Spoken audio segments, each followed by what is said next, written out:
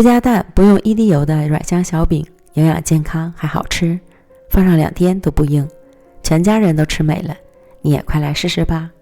碗里倒入150克大米粉，60克糯米粉，70克普通面粉，50克玉米面，3克酵母，20克白糖，混合均匀。再加入380克常温水，边倒边搅拌。最后搅拌成滴落状的面糊，盖好保鲜膜，醒发至2倍大。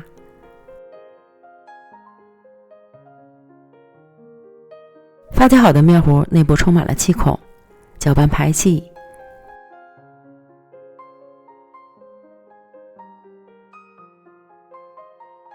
电饼撑开小火预热，无需刷油，直接舀入面糊，自然滴落成圆饼。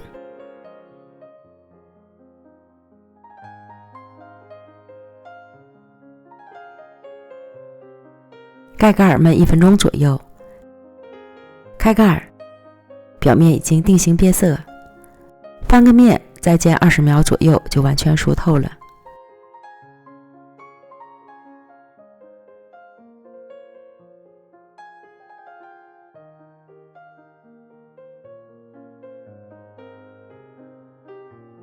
然后在上面挤上豆沙馅，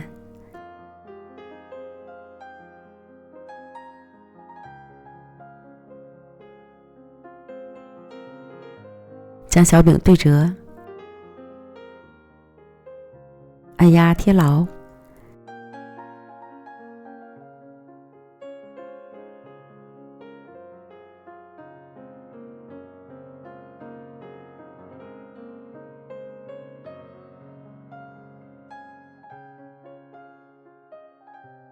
整形完毕，出锅。炸2小软饼就做好了。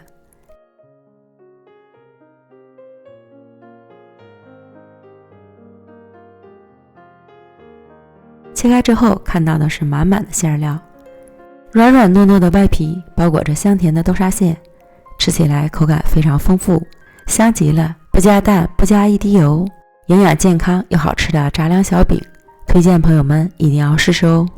美食天天更新，我们明天见，拜拜。